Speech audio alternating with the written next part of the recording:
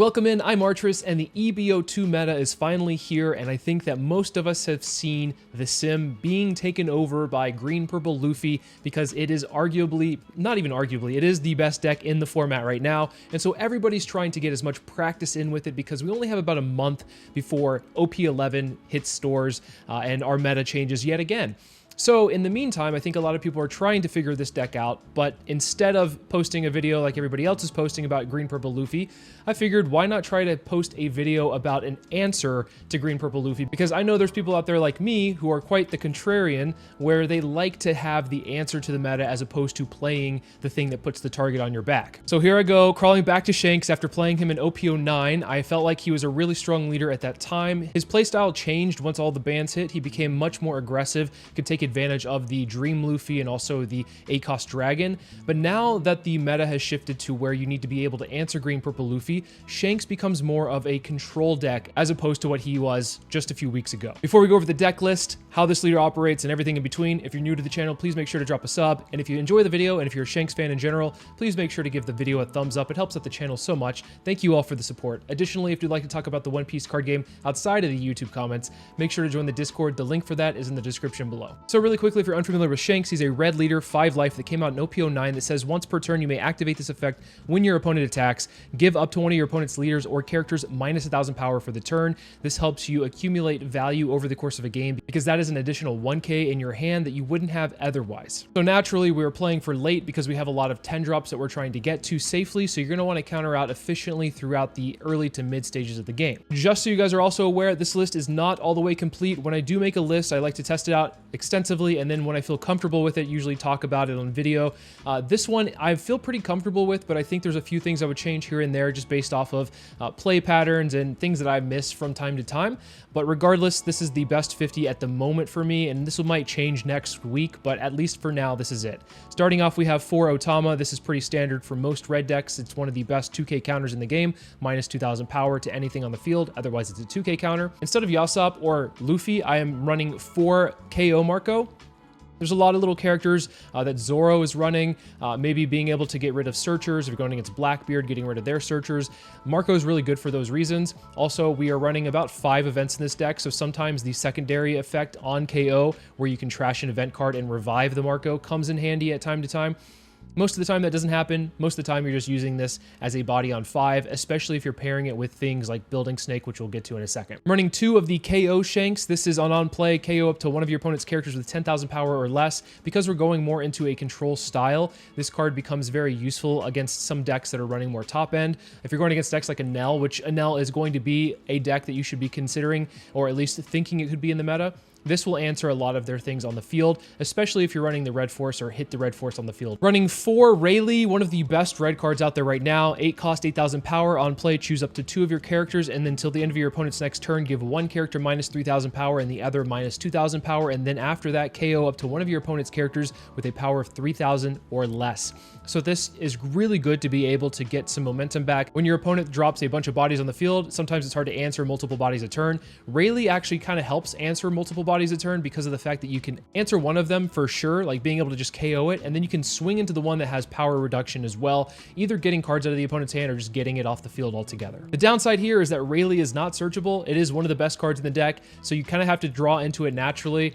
There's argument to be running the 2 cost event that came out in EBO2, but we are running enough bricks as is, and that is an additional brick as well, so I would not recommend that, but it could be a possibility. Next, I'm running 4 of the Uta Searcher. This is a little bit of an odd choice because of the fact that I'm opting to not run Yasopp, and so we're not finding our 5 curve, but we are finding a lot of other options as well. We can find some 2Ks, we can find our Shanks, we can find Beckmans, stages, things like that. So Uta does have a lot of targets. I think overall maybe around like 22 targets. I think 26 red hair pirates in general, 4 of them being Uta, can't search for itself, but it can find other things that are very important to what you're needing in the moment. I'm running 3 of the Rush Shanks, just a solid red card that you're trying to get to 10 on. I was running this at 4 and then the Pop Shanks at 1, but I felt like I saw this too often and didn't need it at some points and would rather have more opportunity to play a KO Shanks. So that's why I have the ratio of 3 to 2. I'm running 3 Building Snake. If you're familiar with like Raise Max, or if you're like familiar with Red Purple Law, how that operated, this card is you activate main, place it at the bottom of your deck, and then give an opponent's character minus 3,000 power for the turn. The downside to this card, it doesn't have counter. If it had counter, it'd be busted, but otherwise this is going to help you equalize, get things off the field, get things within KO range for some of your other units. So Building Snake's very important. You can very early on play this down and your opponent feels threatened, feels like they have to answer it. So don't feel afraid to throw it on the field, unless of course you're going against like Lucci, then that's like a free KO target for them. But other decks don't necessarily have immediate answers or might not want to play something because they see the Building Snake on the field. This also pairs very well with like the Marco we talked about with the Rayleigh. KO Shanks can also KO another Shanks with Building Snake already on the field, so it's something to keep in mind there. And then of course you can pair it with Beckman. Being able to trash something that's 9,000 power with Building Snake is really powerful. This card, just being able to bypass KOing is also worth noting. One of the best red cards as well. I think I've said that at least a couple times already in the course of this video, like this is the best red card, this is the best red card. The thing is about Shanks, he just runs a lot of solid red cards. There is not really anything horrible in the deck. There's not anything obscenely busted either. He just is a fair deck that has like really good power and stat lines across the board. For another set of 2Ks, I'm running 4 Hongo, searchable off of Uta. Synergizes well with the deck, being able to give power reduction to something in a pinch. This is also another card like Building Snake you can throw down pretty early on and just let it sit there, and when you need it, then you can use it, and after you've tapped it, your opponent's going to want to swing into it, so it acts as a blocker as well. Speaking of blockers, we have 8 blockers in total here. We're running 4 Lucky Roo. This is an on KO if your leader has the Red Hair Pirates type. KO one of your opponent's characters with an original power of 6,000 or less. This hits a lot of things. If you're going against aggro decks, this is one of the best cards to see. Unfortunately, against Green Purple Luffy, this doesn't answer a lot of their board because a lot of their top end, I guess top end, is like 7,000 power, so you're not necessarily able to KO that with that, but you can at least stay alive with Lucky Roo in the meantime. I'm running 4 Tony Chopper blocker from OP10. This is just another solid blocker if you don't see Lucky Roo. I think Lucky Roo is the better of the two, but this is also very nice because it has versatility and the fact that it's a 2K, but then also if you do throw it down for a defensive option as a blocker, it has plus 2,000 power on the opponent's turn, so it's not a 4,000 power blocker, it's actually a 6,000 power blocker, so it's quite annoying for the opponent to have to overcome that, plus also your leader ability. I'm running 2 Edward Newgates. This is a really good card to be able to pair with things like, I don't know, Rayleigh. Like if you're going and having Rayleigh hit something down to 5,000 power, you can KO something with the Rayleigh effect and then use the Newgate effect to KO something further. This is also another reason that you might want to add Yasop into the deck because this synergizes really well with Yasop. If you remember in OP9 that we had against Doflamingo, your main answer to Doflamingo's going wide was Yasop into Newgate. You can opt to do that. That's probably an option I might look to explore a little bit more. But in the meantime, I don't know if Yasop is necessarily the best card to put in the deck at the moment. It's a good option though, but regardless, Newgate outside of having Yasop on the field is pretty good because it just is a free, like it's an enchantment from Magic where you can kind of like just use it for either an attack or maybe you can use it to like get rid of something every turn. So pretty nice overall. Running 3 Bad Manners Kick Course. This is just going to allow your bricks to not be bricks. Running 3 Divine Departure. This is a must. I almost want to run this at 4 because of the fact that GP Luffy is just a menace right now. Yeah, it's one of these things where this is an immediate answer if you're going second against GP Luffy, and on 5 they throw it on a Sanji and Pudding. You can immediately answer it with Divine Departure on 6. Sure, you're not able to establish a body that turn, but you're denying them from taking away the game by having a multitude of different Sanji and Puddings on the field. The other thing here is that you can also late game use it for counter, so that's also very nice here. The versatility is pretty good there. And then finally, we're running 2 Red Force. This is a stage that I think gains a lot of value over the course of a game if you can find it early. Obviously, the later the game goes, the worse this card gets if it's in your hand. It's an activate main, you may rest the stage, and if your leader has the Red Hair Pirates type, give up to one of your opponent's characters minus 1,000 power for the turn. This will allow you to get a lot of things within range. If you Red Force and then you have a Ben Beckman, you can get Sanji and Pudding, which is 7,000 power down to 6,000 and then trash it. So that's very important to note. Overall, I feel like this is probably one of the best decks to be able to answer GP Luffy, but there's not a lot that can answer it, and sometimes GP Luffy just takes away games, and even if you are running the control version of Shanks, it happens, you know? But I feel like this is probably your best bet. I will note that if you do come across Blackbeard, this deck instantly folds to Blackbeard. You are not going to be able to win that game. It's an uphill battle the entire way because all of your stuff has on-play effects. You don't really have too many rush units other than the rush Shanks, and that is probably a little bit too late to be dropping that down because if you drop that down, they can just respond with a 10 drop of their own and stun this thing. So yeah, this is a deck that is specifically built to answer green-purple Luffy. You might want to add dragons into the deck if you're looking to face a lot of Blackbeards. But to be honest, if you're playing Blackbeard in a meta where GP Luffy is the #1 deck, you're asking for a Death Wish at that point, in my opinion. But I digress. I feel like you might come across Blackbeard, and if you do with this deck, I'm sorry. But if you come across anything else, you could be pretty well into a lot of the things that you come across. This deck feels solid. Let's take it into the sim and see how it does. All right, against Doflamingo, we're going to want to take first here. I don't really like this hand because I don't think KO Shanks is great in this matchup. This is a much better mulligan at least because Rayleigh is going to help us out a lot. Utsa Search getting the Red Force. I think Red Force is as early as you can throw it down better for the overall course and trajectory of your game. So Red Force, if we can throw it down and start getting the like Weevils or the Hancocks down to 5,000 power, and swing into them instead of swinging into face, I think that's a lot better for us. Go ahead and throw the Red Force down. Now, I would imagine they're going to throw down a Teach this turn and just hit really big, and if that's the case, we have a Divine Departure ready to go to at least counter out of what I assume will be an 8k attack coming our way. Usually it's 8k unless it's like a Boa Hancock off the top of life. Okay, so we'll go ahead and use our leader ability and then Divine Departure out of this. Here, I'm going to use the Red Force and just swing 5 to 5. I don't expect this to be KO'd, but at least we're getting a card out of hand, and then we can Marco the Teach. Another reason why Marco is really good here, being able to answer these threats that are not really easy to get off the board, and they're not going to be tapped sideways, so yeah. Here, they're just, I guess, considering saving it, but I mean, you should just, as Doflamingo, always save this. It should just be an instant 1k. Maybe they're deciding what to give me here. All right, so they give us a Moria. That makes sense because Moria is one that you're not going to be able to get back, so I understand why they got rid of that one or had to think about it a little bit. This turn is going to probably hurt a little bit, but we are at 5 life. We have 4 cards in hand, but it doesn't matter. We could probably take both and be okay. We're not within putting range at any point. If they want to putting us at 6, be my guest, I suppose. If they're going to swing 6 here, I think I might just take it. I was going to consider using the Uta, but I think Uta is going to help us find maybe an answer here in the next bit or so. Okay, so Josu's pretty solid. That's not bad. They decided not to use their leader swing. Makes sense. We're going to go ahead and use the Red Force. We drew into Building Snake, so that's perfect for us. Building Snake, the Josu, and then we're going to go ahead and play the Marco down. Use the Uta Search to find Hongo's good, getting a 2k here, and I'll just swing 5 at lead. There's an argument to swing 6 into the Weevil, but I think it's better to throw down this Uta while we have the chance because it's not really easy to find timing for Uta. And if we found something like a Beckman off of that, that would have been really good. 2k isn't the worst thing either. So here, another Teach. They always have every Teach they ever need. It always feels like Doffy has. I mean, even after the nerfs, Doffy is still really good. So they're going to be swinging pretty hard here. It looks like 8 and maybe even a 9. That could be really painful here. I think we just have to take this one. They could putting us with, 4, but we have 6 in hand, and I mean, if they're putting us at this point in time, it's not the worst because we're only losing 1 card. We do have a good hand, but it is what it is. Let's see if they want to do that, though. If I were them, they'd probably, like, if I had pudding, I'd just play the pudding down. Okay. They're going to give us an opportunity to not get pudding. So I'll go ahead and give them the Beckman. Yeah, that sucks, but we have a Rayleigh to follow up.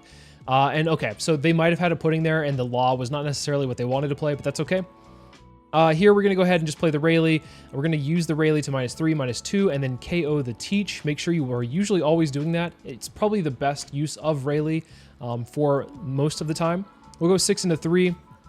If they, if they counter out of this one, then I might swing 3 with Uta, go like 3 into 3, get another card out of hand, but I feel like at this point, just let these go. Yeah, 6 into 3, 6 and 3. We're doing a lot of board clearing, and at some point in the game, the board is going to be on our side pretty nice. At least not wide, but pretty tall once we have like a Shanks down. Oh my gosh. 7 drop. Okay, that's actually pretty good. 7 into lead. But what I was trying to say is like, oh, they whiffed on their leader search here. Okay, we're going to use our leader ability. 2k. But once we get a, you know, pretty sizable board, like 3 tall characters, we can start going at their life. But in the meantime, we have to just do a bunch of management, and it kind of sucks. We'll go 5 into 4. This is going no matter what. They're not going to be able to protect it with the Rayleigh, but they might want to give me a 2K, and that 2K is essentially like them 2K'ing out of a Rayleigh attack if it was to go face. So they might want to give me a 2K here. If that's the case, that's totally fine. I'll just swing the Rayleigh at it, and then I'll play the KO Shanks to get rid of the 7-cost Doflamingo. But yeah, so far they've seen a really good curve, especially going second. It's not always easy for Doffy to try to be able to keep up with Shanks, at least now, because Shanks is a little bit more control-y. But yeah, okay, they give us a 2K, perfect. We'll go 8 into 4. This will definitely go, I mean, not definitely, but more than likely. KO the 7-cost and pass the turn. And I mean, their answer here would be probably Red Rock. Okay, Red Rock it is. Red Rock, and then establish a blocker, swing 6. I think it's okay to take it. I think it's okay to take this hit. I mean, I could counter out, but I'm only 4 cards in hand. I don't want to go down to 3. So I'm going to go ahead and take it. We have a lot of 2Ks here. Ooh, that's really good for us. Hopefully we draw in some other threat, because if they have a follow-up Red Rock, that could be an issue. Here I'm only swinging 5 because I want to bait out the Boa Hancock block, but they're, I think, a little bit smarter than that. So we're going to go ahead and just start hitting the life, and then see what they do here. We have now kind of taken back the lead, finally, after 7 turns. We have a pretty good board here, and they are at 2 life. We're at 2 life. They're just searching out, which usually... Okay, so here's the thing. If they're searching out, it might mean that they don't have a Red Rock. If they don't have a Red Rock, that's good for us. They do have a Moria to grab something back. If I were them, I might want to grab back a Teach, possibly. Use the Teach to play something out of hand. But I don't know. Maybe they have another plan here. Okay, so they're getting Buggy. They're going to go leader swing here. Blind leader swing into a Buggy. That's unfortunate for them. This is 2 leader swings that they didn't really have much off of. They had a Perona come out, and now a Buggy come out. And yeah, sometimes that happens, especially if you mess up your stack or you don't know what's coming up. And it's always good to just swing blindly if you need to, but yeah. And a 1-cost Law here. Okay, so they're preventing us from like trying to really push lethal. I think first things first, we swing Uta into the Buggy just to clear this off the field. Not that it really matters, but it's a target that they could bounce back with Law if that's the case. We'll swing 9 into lead.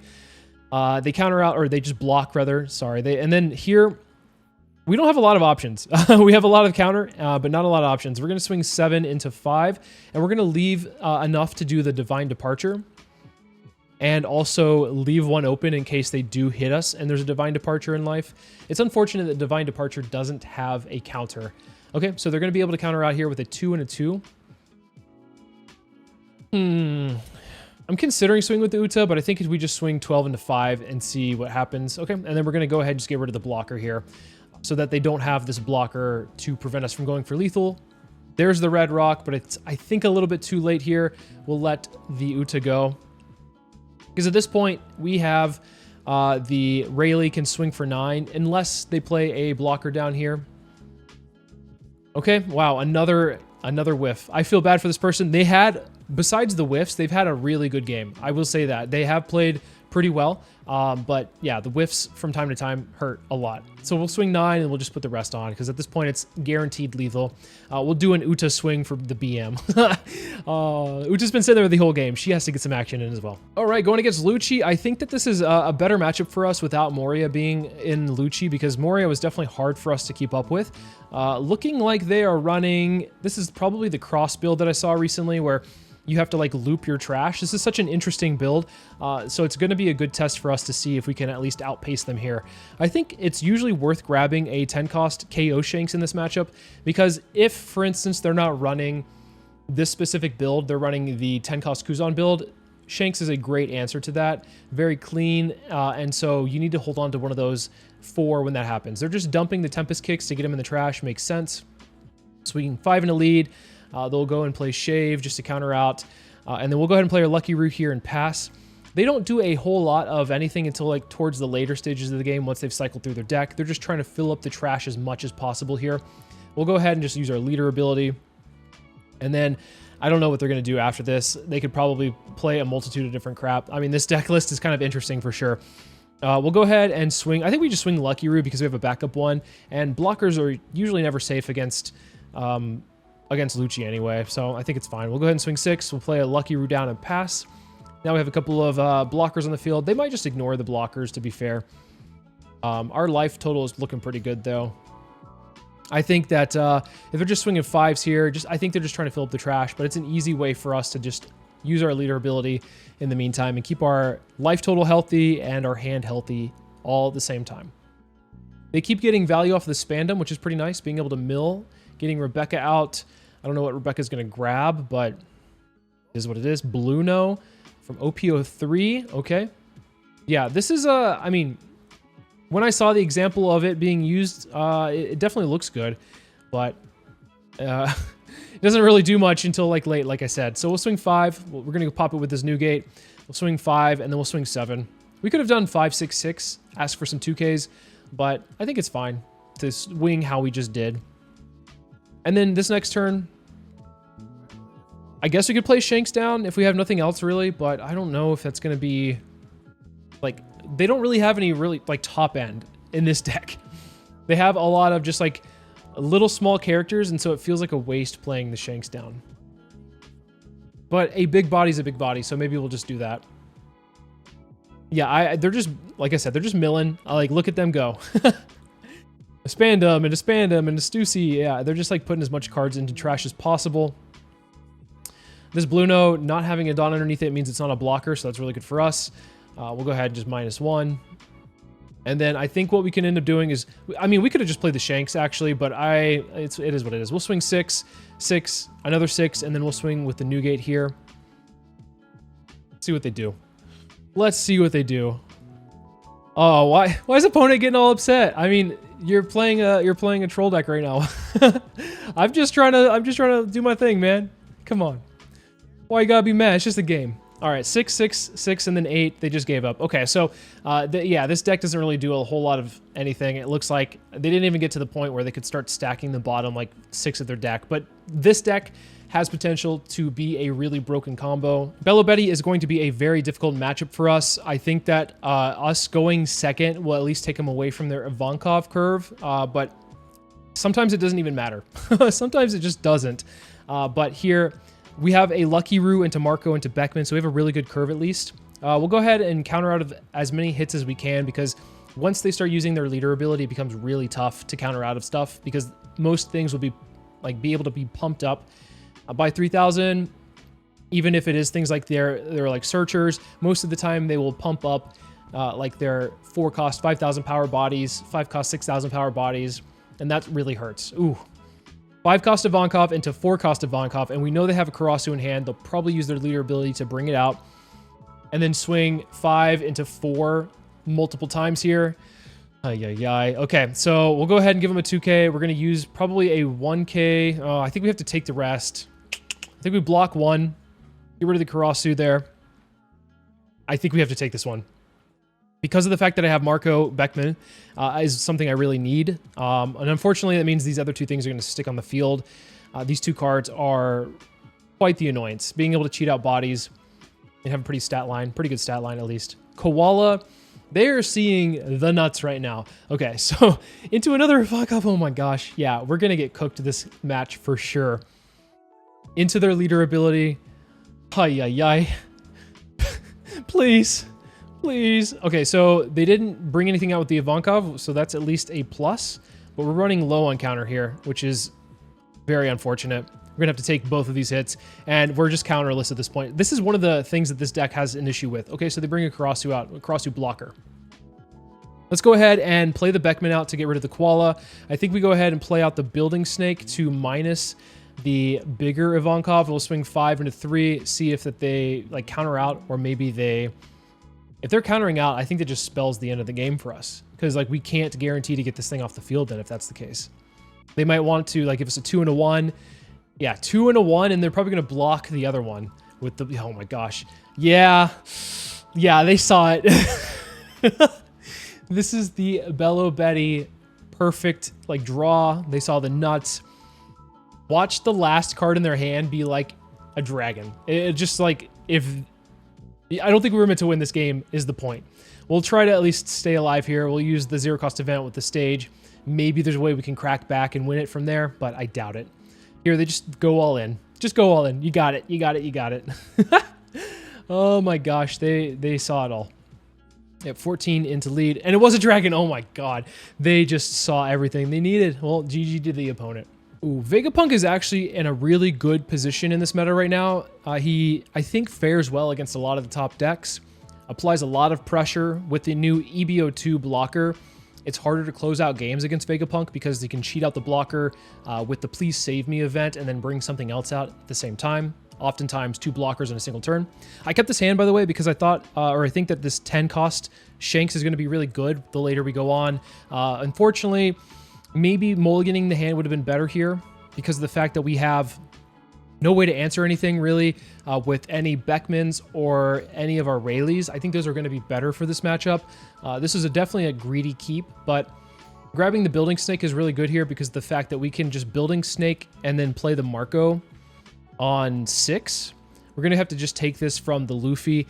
I actually want them to use the Luffy on the Building Snake because I want them to have less bodies on the field, even if it means them having a card draw. I'm fine with that, but I think we just jam into the Luffy here because they didn't use the effect.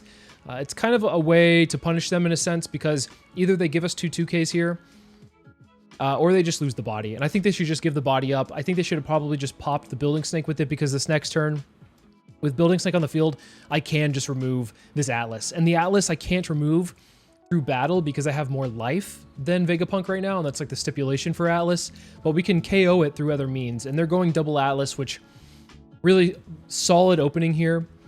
It's going to be really difficult for us to try to like maintain our life and our hand size at the same time, so we're in a little bit of trouble. Pythagoras is going to be a good card to throw down later on once we get rid of this Lilith. They're going to be incentivized to play the Pythagoras so they can bring the Lilith back out, but that's fine. Here we'll go and use our leader ability and give them a 2K.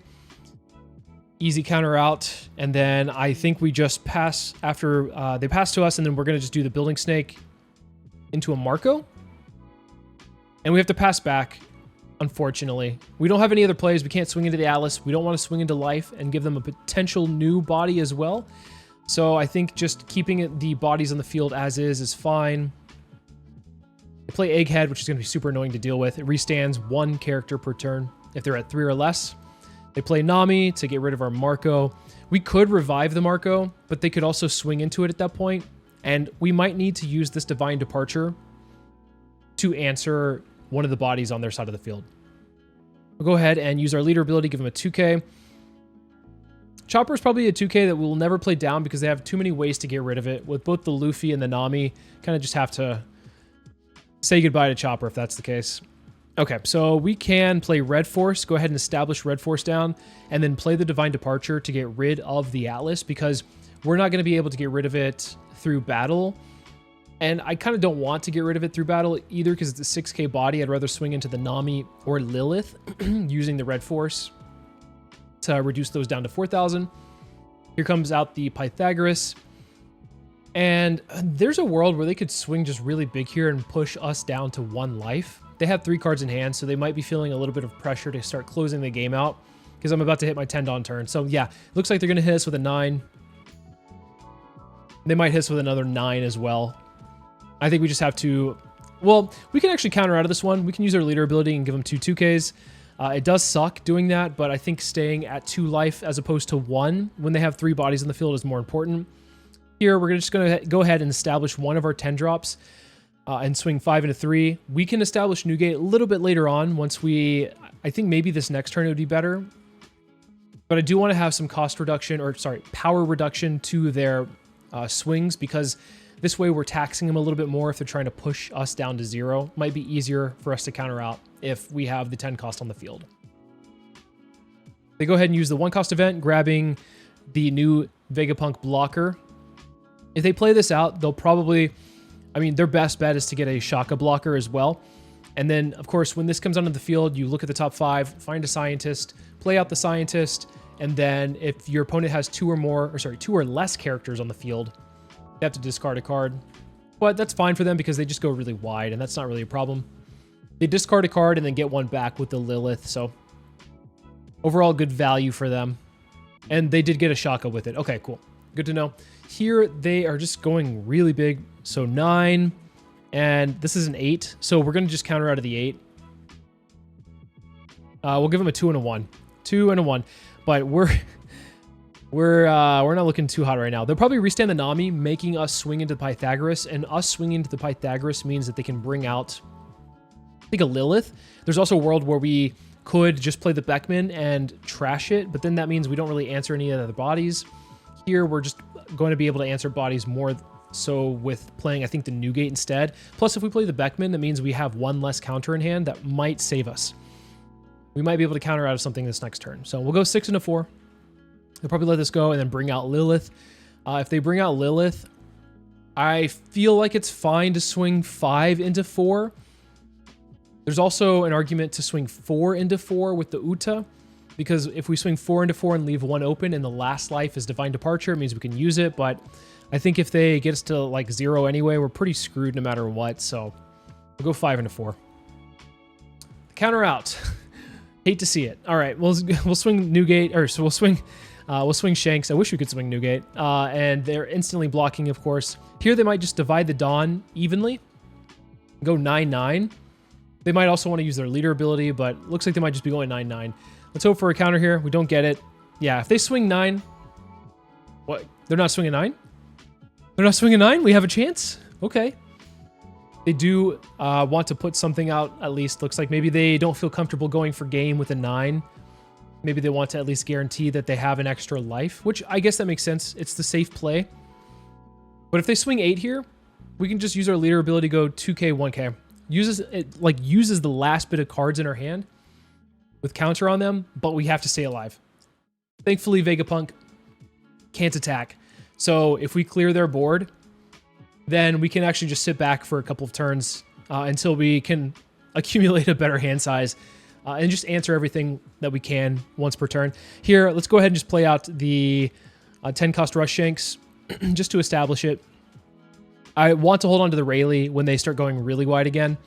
We'll go ahead and get rid of the Lilith with the Newgate effect. We'll pass the turn. We're not going to swing. If we swing into them, it just gives them more bodies, and then we just lose. Literally, they could just play the Vegapunk down and then swing 10 with the Vegapunk, or I guess it would be 8 with the Vegapunk, and we would have to give them both the cards in hand, and that's not good. Okay, so what do we do here? We have to play it very safe. We have to play it very slow. We have to get rid of this Edison, and we have to get rid of the Vegapunk. We can survive, like I said, that we can survive a Vegapunk attack if they put 10 on the blocker, but I don't think they want to do that. But I'm not going to give them the choice either. We're going to go ahead and just get rid of both of these bodies and then pass the turn. We're going to have to play a very slow game of attrition. We have been on 0 life for 1 turn now, so turn 8. We're going to have to like hold out for a little bit longer. My game plan to close this game out is once they stop putting bodies on the field, then I think what we're able to do is start pushing with our bodies ourselves. We are drawing into interesting stuff. The 10-cost Shanks is not the best card we want to see here. We want to see more Rayleighs being able to answer things, or even another Newgate would be good. Shoot, even at this point, a Marco could probably answer their bodies as well with the Red Force. Okay, so we're going to try to get the Shaka out and see if they play it off the trigger, and if they play it off the trigger, we'll Newgate. They don't. Okay. There's an argument I could swing one more time, but if I swing one more time, I don't know what they bring out. They might bring out Vegapunk into something else, and I don't feel comfortable with them having 2 bodies in the field, even if the Vegapunk is a 0 cost or 0 power body. I just don't feel comfortable with that. Like, there's a world where they could swing in, and then like I have to counter out, and then they play ace, and then they swing in with the ace, and then I don't have enough. Actually, I guess at this point with 3 Shanks in the field, it wouldn't get through. We're like slowly starting to come back. But for them, I think their priority is to put as many bodies on the field if they can. And it seems like they don't have enough. They might have like 8-cost kid. That's what I'm assuming. Because like if I were them, I'd be putting more bodies on the field than just 1. So if we swing in with the please save me, what does it give like for them? I think it gets them like 2 bodies. So we'll pass. I want to get to a spot where I can have 4 cards in hand so that both of my bad manners are live, as opposed to having 3 cards in hand, which means only one of them is live. Kind of sucks. Yep, going Lilith into Shaka. I imagine they're going to play both of these, or they already played the Lilith, but they'll probably play the Shaka as well. And now we have to draw into something that answers a body, plus we also have the Newgate. So let's pray for something good off the top. We got it. Our prayers have been answered. Okay, cool. We will go ahead and pop the Shaka. We will go ahead and we probably should have swung with the Rayleigh. It's too late to take this back, just to get value off the Rayleigh. That's the main reason why. It's the same thing. We would have swung Rayleigh, would have swung lead. Just get them down to 4 life. Pass the turn. We're building up this board. Hi. We have been on 0 life since turn 8. This is an insane match right now. I'm like on the edge of my seat. I'm standing, by the way. Okay, so what can they possibly do this turn that will be awful for us? I guess going really wide yet again, going and playing... Oh, they're not cheating out a body with their leader ability. Okay, so I was right. They do have an 8-cost kid. Easy for us to get rid of. All we have to do is Red Force, use the Newgate effect, and then swing in and get this Egghead back into their hand. They're just looping the Egghead, putting it back at the top of their life just to stay at a healthy life total, because I feel like they probably feel threatened, but I feel like I'm not safe to go all in quite yet. Maybe like one more turn. This Lucky Roo is a really good draw, though, because it at least is a little bit of insurance for us that we can comfortably put something down and possibly get rid of a body because of the block. But I don't think we're ready to throw it down quite yet. I think this next turn, what we can end up doing, I think we just pass. I think what we do is this next turn, just go all in. I think we can go all in, and then we'll have, depending on what we draw, we'll have 5 cards in hand, and we can probably be pretty safe if they do play out 2 bodies and we can't answer both of them. Because right now we can only answer 1 body a turn with the Newgate. This is why the Newgate's so good, by the way, but if we get another Newgate, that's actually really solid for us. We're hoping for like a Newgate, a Marco. We're not going to get another KO Shanks because we saw one very early on in our Uta search, and I don't think we're going to be able to loop back around at this point. Oh, Marco is definitely good here. So we'll swing 5. We'll get the Egghead back into their hand. I think we just start pushing. 12 into lead. And we're just going to go 12 all the way across. We're not going to swing the Newgate. We're just going to use the Newgate to KO something. So as I thought, they'd play out the Vegapunk with the Please Save Me.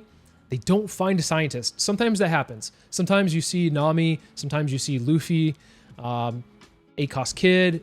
You don't have anything you can play from it. It happens. We got a little bit lucky there. We'll do another 12. We'll do another 12. They are getting triggers out of life, of course, as to be expected. Most of their deck is trigger. Yeah, let's do 12 here. Hopefully they block. Hopefully they block one of these. Okay, they do. Thank God. And here what we can do is we can just use the Newgate effect to pop the Lilith or the Shaka. Both are fine. Doesn't matter. Either's good. And then we can just play the Marco over at the 10-cost Shanks. Feels a little weird doing that, but I think it's necessary. I was contemplating playing down the Lucky Roo because the Lucky Roo here is just further insurance, but that means that we aren't getting the maximum amount of counter power in our hand out, or like we won't be able to use our 0-cost events effectively. Only one of them would be live. And then here, I think we're probably pretty safe to start pushing in even further, just to go for game if we can. S-Snake, stopping our Marco from attacking. It's fine. We might be able to push through without that. We have a Rayleigh. Oh, God. We have a Rayleigh here right in time for us to get rid of bodies on the field. This feels amazing. Actually, it doesn't. Like I said, I've been on 0 life for the past 6 turns. This has been a high stress inducer. Probably going to have a young heart attack after playing this. We can actually pressure game here. We can pop the Vegapunk, swing 12, and if this isn't a blocker, we can just go for game. Oh my God. We made it through. We made it through. I didn't think we would do that. Oh gosh. That was one of the most intense matches I think I've ever had. And somehow we pulled through. Finally, we find a GP Luffy, the big bad boogeyman of the meta. I feel like this is a pretty solid hand. They chose to go second, which I think I want to go second. I think they want to go first, but either way, it doesn't really matter. They can still get their advantages that they need. Lucky Roo is the only target there besides the Red Force, but we already have one in hand, and having a Red Force in this matchup is huge. I think what we want to see, instead of the Lucky Roo, I feel like a Beckman would have been better there if we saw it, but unfortunate we didn't see it. Here, what we can end up doing is swinging 5 with our leader. And I normally will play down Building Snake in most matchups, unless it's like against Lucci. It's kind of questionable into green-purple Luffy, because if you throw down a Building Snake, they have the Zoro, the green Zoro, that will rest the Building Snake, and they can swing into it. So that's a problem. They play a Nami of their own to search out, and they do find a Sanji and Pudding, so we know that they have one coming. They also played out the purple event that finds the new Luffy, the restand Luffy. So they have their pieces so far. Here, I think what we just do is swing 5. I'm going to go ahead and play out the Building Snake and force them to play a Zoro. And hope for the best. Either way, the Building Snake doesn't make or break this matchup. I think that the Red Force is definitely going to be better, and obviously they can't interact with the Red Force. So that's really good for us. Go ahead and play the Building Snake, go ahead and play the Red Force, and then pass. Next turn, what we can end up doing is just play out the Lucky Roo, swing 6. We can also play, if we draw into something better, like a Marco, we could play the Marco and pop a Nami. We can also use the Building Snake to pop something. You can go Building Snake, Red Force, onto a Sanji and Pudding and Marco it, so that's something as well. Usually on 4 they have Zoro Juro, because that's like that's their curve if they're going second. Understandable. Have a nice day. They swing 5 here. We'll just use our leader ability. Oftentimes it just won't swing, but I think it's usually useful to swing regardless. Maybe the opponent wants to take a life. Maybe the opponent just woke up. They aren't paying attention. Oh, perfect. We found a Beckman. Would you look at that? So we actually have a pretty good curve here to be able to answer the Sanji and Pudding. So glad we drew into this. We'll go ahead and play out the Lucky Roo and then pass. This is like they're taking life here, but I think that's fine for them. They want to go down to like 2 and then have like this massive hand size and then start playing Sanji and Pudding to be able to defend the Sanji and Pudding with like their hand size as well. Stage is not really necessary in this matchup either because I don't really do anything with their costs.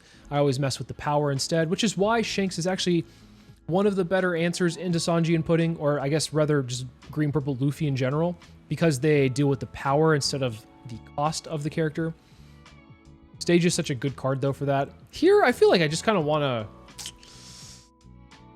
I'm not quite sure, to be honest, what is the best move. I think we just take it because they might be baiting out my Lucky Roo so that they can play out Zoro and then swing into the Building Snake. They might still do that, but we'll see. We'll see what they do instead. We kind of have to like force them to think a little bit differently. Okay, so it's a Nico Robin blocker. So that means Building Snake does survive. That's good for us. And here, if they swing, we just block with the Lucky Roo and KO the Zoro Juro. They swing 7 here, we're blocking. We're just blocking this and then getting rid of the Zoro Juro because that's free real estate, baby. And then this next turn, what we'll end up doing is we'll play Red Force, or we'll use the Red Force effect on the Sanji and Pudding and then play Beckman and pass. Because we can't swing into the lead because we aren't strong enough. Ooh, Rayleigh? We're drawing hot.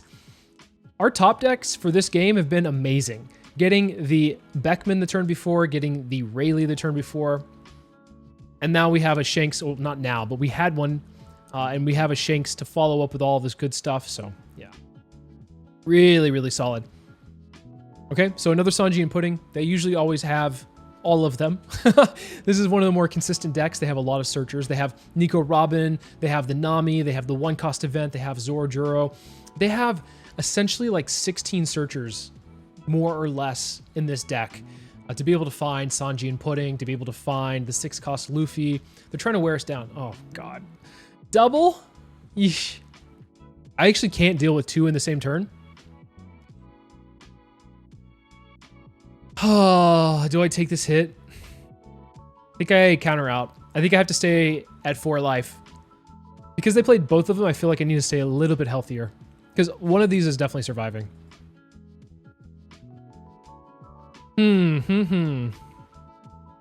What do we do? All right, well, we'll start off with a 6 into 6. I don't think they're going to want to take this. I think that they have a lot of cards in hand, so they probably don't want to go down to 1 life. For them, they probably are going to be stabilizing at 2 and using some of the cards in hand to make sure that they stay at 2. But our best bet here, oh, they're just going to go ahead and just block, use the Robin ability to go up 1 in hand size. This Robin blocker is really solid. I really like it outside of just green, purple Luffy. They were able to grab a Searcher for the next turn. Okay, that's fine. Not a problem there. We'll go 7 and 6. And then here,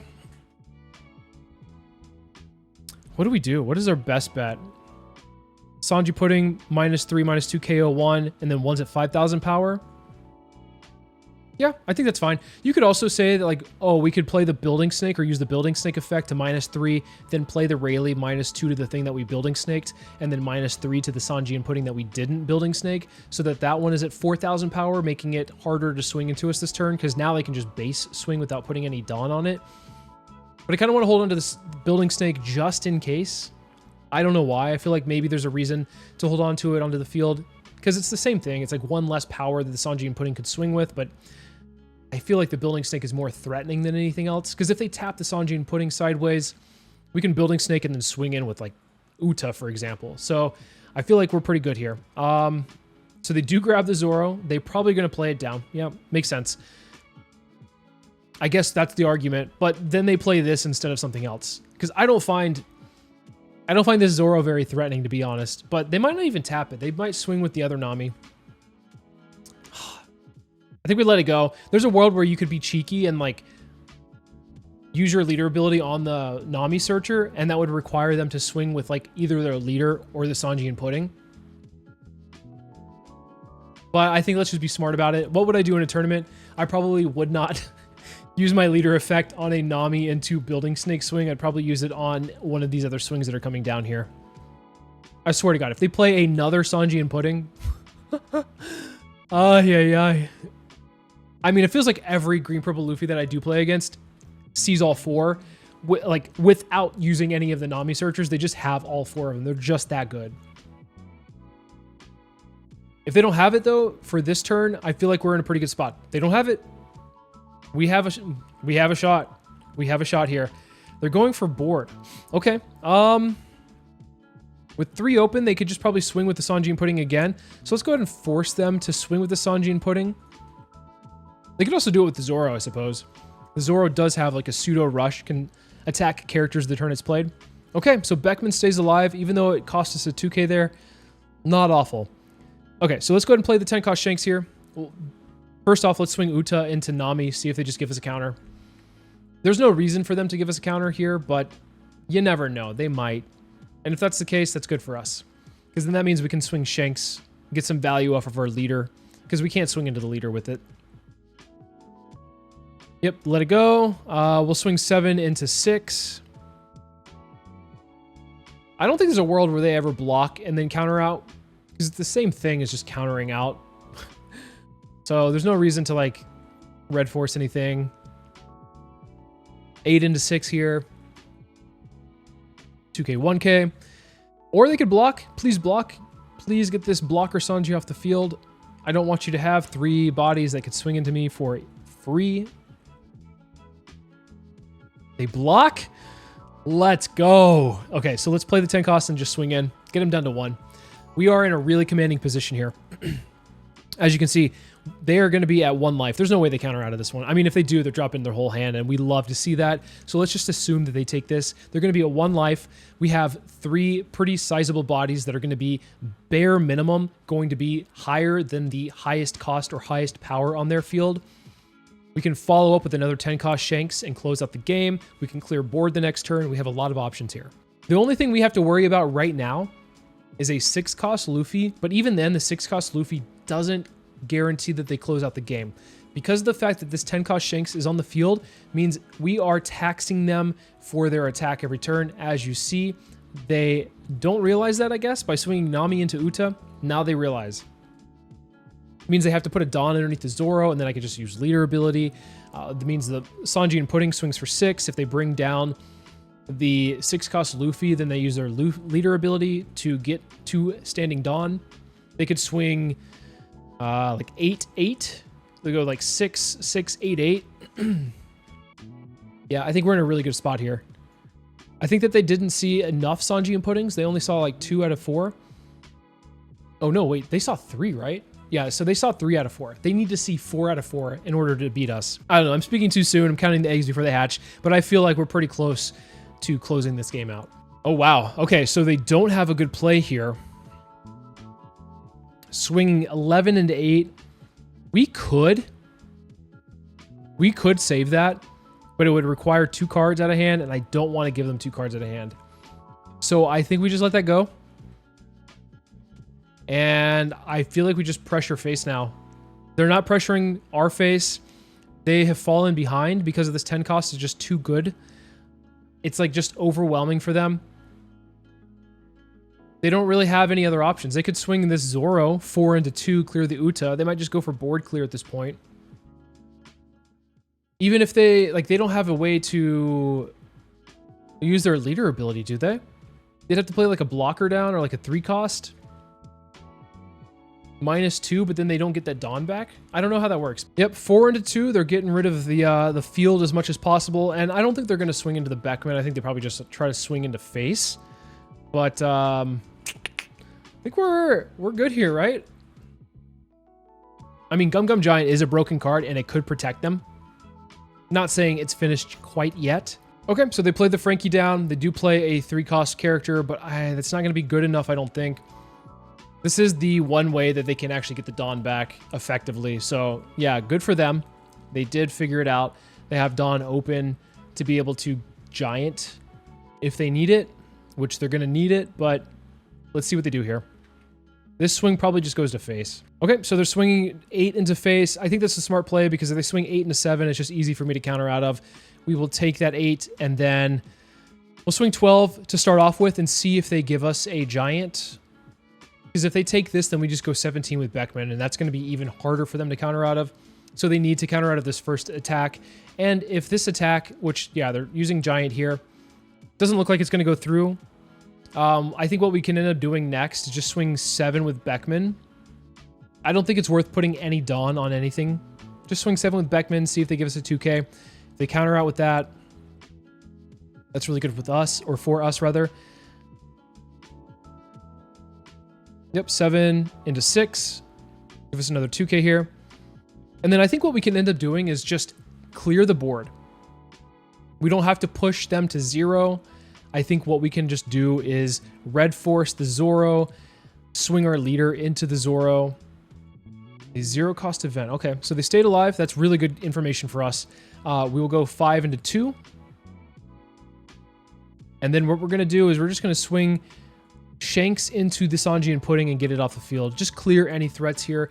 Stop them from trying to push us down to 0 and try to close us out. So now we kind of close out their avenues for victory while establishing some really big threats here. Okay, so they play an Onami blocker. I don't see this often in green-purple Luffy builds. I see it from time to time. It's not bad. Being able to pitch a card and then draw 2. Very solid. Will it be enough? I think at this point, since they're having to play defense and not establish any threats on the field, I don't think this is going to get them there. We can easily just Marco, get rid of the Onami, and then just swing face. They do find the 4th Sanji and Pudding with the Nami search, but it's a little too late for that. I think we're getting ready to close out the game here. This card is so good. Like, this is one of the best cards they printed for purple in quite some time. Obviously Giant, very specifically for Straw Hat Crew type leaders, but this one is just a generically good effect. Being able to draw a card, you have less Dawn. When you return to Dawn, get Dawn back. What's not to like there? Really awkward for them because they can't actually play it. If they play the Sanji and Pudding down, they don't have any open Dawn, which is really unfortunate for them because then they can't Giant out. They can't use the most broken card in the game right now. I personally think Giant is... I would say it's probably the most broken card in the game. At least going for math, like trying to lethal stuff, it's really difficult. Here, we'll go ahead and just... I mean, we could counter. We could just counter out. We could also just take it. Let's go ahead and counter out. And then we can Divine Departure. the Onami if we need to. We can also just like swing Shanks a couple times and see what they do. I kind of want to drop a third Shanks. Not gonna lie. I don't need to, but I kind of want to. You know? There's no way that they get past minus 3,000 power to their board. They're wondering, they might, so if they take this, they do take it. There's a world where I could just bypass the Onami blocker. I could just like Divine Departure, swing all in. But I kind of want to just drop the third Shanks here. So the best play would have been to Divine Departure and then probably just use... Oh, okay. I could swing 15 as well, but I don't want to. I want to do this in style. Drop a third one. They had a Gum Gum Giant, but I don't think it would have gotten... Actually, they would have been able to counter out, but they wouldn't have any follow-up. So yeah, I think we played it to the best of our ability here. We saw our outs. They saw what they needed, but we saw our answers to them. Oh my god, I can't believe that Vegapunk match was insane. I was sitting at 0 life for the longest time, and sure, I probably could have been a little bit more aggressive there, but I needed to make sure that my hand was okay before I started to pull the trigger on anything. But other than that, I feel like this is a pretty good showing. Sometimes you can get just ran over if somebody sees like the high roll of their deck, but for the most part, you have 50-50s into a lot of stuff, and if you play it well, you have good fundamentals. I think you can win most games, maybe if not all games, if you come across, you know, equal opponents. So this deck, I think, is going to be something you're going to see a lot of over the next couple of weeks with Treasure Cups and Regionals going on for the 10.5 meta. So this is something you might want to build around, test it out, see how it does. Overall, I think that this is pretty solid. There's a few things where you can make adjustments to, maybe reducing building snakes, reducing bad manners, maybe even Divine Departure, and putting some other things in here and there. But overall, I feel like it's pretty solid. Let me know what you guys think about this Shanks build in the comments below. Thank you guys so much for watching, as always, and I'll see you in the next video.